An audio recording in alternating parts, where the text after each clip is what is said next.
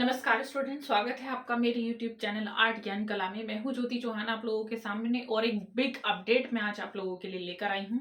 तो big update first सबसे पहले ये है कि केवीएस वैकेंसी आउट हो चुकी है। रोजगार समाचार पत्र में केवीएस वैकेंसी आ चुकी है। साइट पर भी आप देखेंगे 1-2 दिन में आ जाएगी।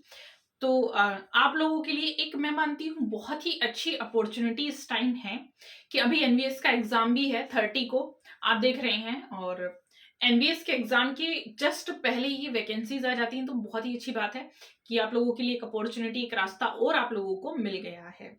दूसरी चीज देखिए, केवीएस का भी सेम प्रोसीजर है। वैकेंसीज 164 आई थिंक जनरल में आई हुई हैं। केवीएस में जो आर्ट एजुकेशन की वैकेंसी आई हुई है, मैं पूरा प्रोसीजर इसका बता दूंगी आप लोगों को, कैसे कैसे आप लोगों को फॉर्म फिल करना है, क्या प्रोसीजर है, कितनी सीटें हैं। ठीक, क्योंकि आप लोग बहुत पहले से मैं देख रही हूँ बहुत ज्यादा एक्साइटमेंट है वैकेंसीज के लिए। इसके बाद आप देख रहे हैं जल्दी ही न्यूज भी आएगी कि टीजीटी का एग्जाम कब होगा, यूपी टीजीटी का एग्जाम कब होगा। फर्स्टली अभी तो आप लोगों की जो वैकेंसीज आई हैं इसका आप इसको भरिएगा और इसकी तैयारी करिएगा।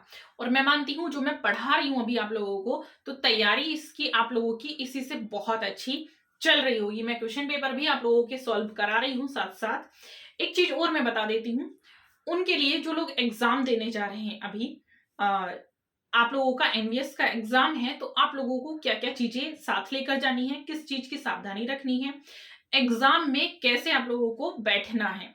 सबसे पहले तो मैं कहूंगी जो लोग एग्जाम देने जा रहे हैं उनके लिए मेरी तरफ से ऑल द बेस्ट। अपना बेस्ट करने की कोशिश करें। देखिए, आप लोगों को कुछ चीजों का ध्यान रखना है जो लोग एग्जाम देने जा रहे हैं। पहली बात, घबराना बिल्कुल भी नहीं है। आप लोगों को घबराना नहीं है। अगर आप घबरा रहे हैं उस समय पर पेपर को देखकर, क्योंकि आप जानते हैं पेपर जो होता है बहुत ही सिंपल सा होता है, ज्यादा टफ नहीं आता। इसमें जो रीजनिंग्स और जीके और आप लोगों का इंग्लिश हिंदी जो इस तरह का जो फर्स्ट पेपर उठाता है उसका लेवल हाई स्कूल तक का ही होता है। हाई स्कूल से ऊपर का मैं नहीं मानती कि उसमें कुछ आता भी है।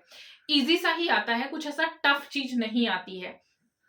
दूसरी चीज, आपको क्या करना है, अगर आप देखिएगा कॉन्फिडेंस आपने थोड़ा सा भी लेस किया तो मैं मानती हूँ जितनी चीजें आपको आती हैं आप उतना भी भूल जाएंगे।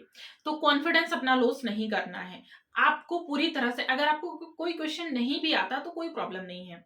आपको ये पता है कि हो सकता है हम सारा पेपर कर लें, उसके बाद हमें क्वेश्चन का जो है आंसर आ जाए। अगर नहीं आता है तो पूरी तरह से सोचकर, मैंने आपको बहुत अच्छे तरीके से सिखाया भी है। 4 ऑप्शन है, इन 4 ऑप्शन में आपको दिख रहा है कि सही कौन सा है। वैसे दो, हमेशा 2 ऑप्शंस में ही कंफ्यूजन रहता है, तो उसमें कोशिश करें पहले निगेटिव वाली को निकाल दें कि इसका आंसर ये क्यों नहीं हो सकता, इसलिए नहीं हो सकता है।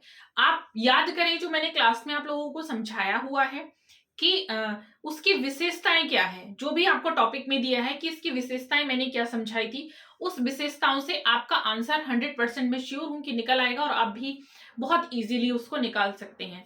ट्रिक को बिल्कुल याद मत कीजिएगा, मैंने आपको सिर्फ एक सिंपल सी ट्रिक बताई है कि जो चीजें मैंने क्लास में समझाई हैं, आपको शैलियों के बारे में, आपको किसी भी चीज के बारे में, आर्टिस्ट के बारे में वो चीज तुरंत याद आ जाएगी। बस आपको एक चीज उसके बारे में, एक विशेषता आपको पता होनी चाहिए, उसी से आप पूरी चीजें निकाल लेंगे। ठीक है, मैं मानती हूँ आप लोगों का पेपर बहुत बहुत अच्छा जाएगा। आप लोगों का नेक्स्ट कमेंट होगा कि मैम हमारा पेपर बहुत अच्छा। एक चीज मुझे याद आ रही है, मैं उसको थोड़ा सा सॉल्व करा देती हूँ।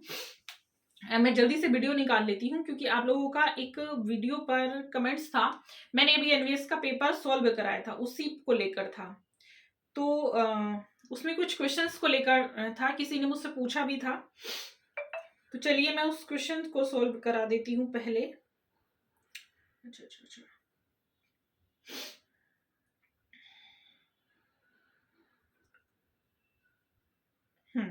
ये है वीडियो, मुझे मिल गया। हाँ, इसमें देखिए कुछ कमेंट्स आए हुए हैं। पहला था जगत स्टडी पॉइंट से है, मैम 26 के क्वेश्चन गलत बताया है ना, प्लीज चेक, उसका आंसर डी होगा। मैं चेक कर लेती हूँ 26 कौन सा है। पारस चंद कहते हैं मैम आप बेस्ट पढ़ाते हो, थैंक यू सो मच। आप लोगों का यही प्यार मुझे बहुत सपोर्ट करता है, मुझे बहुत कोऑपरेट करता है, और मुझे यही प्यार आप लोगों का इतना सपोर्ट करता है कि मैं चाहती हूँ आप लोगों को मैं पूरी तरह से जो भी चीजें हैं कुछ भी नहीं छोड़ूं, और आप लोगों के लिए मैं भी उतनी ही मेहनत करती हूँ देखिए जितनी आप करते हैं। क्योंकि पढ़ाना सिंपल नहीं होता है। लगता है आपको कि मैं यहाँ बोल रही हूँ बहुत सिंपल है, बट जानते हैं कि जब भी कोई भी चीज पढ़ाई जाती है तो उसके लिए हमें खुद भी स्टडी करना होता है। जब आप क्लास में जाकर पढ़ाएंगे, जब आप जॉब ले लेंगे गवर्नमेंट, तो उस समय आप फील करेंगे कि जब हम पढ़ाते हैं तो हमें उससे पहले पढ़ना होता है, क्योंकि बिना पढ़े आप लोग उसके बारे में पूरा डिटेल नहीं बता सकते। 26 नंबर का क्वेश्चन देखिए मैं निकाल रही हूँ, ये मैंने आप लोगों को करवाया हुआ था, पेपर सॉल्व करवाया था। हाँ, ये आ गया 26 नंबर का। सुल्तानगंज से प्राप्त गुप्तकालीन बुद्ध प्रतिमा की भाव भंगिमा है ध्यान मुद्रा, अभय मुद्रा, वितर्क मुद्रा, धर्म चक्र प्रवर्तन मुद्रा। ये क्वेश्चन आया हुआ है एग्जाम में और ये पेपर वही है।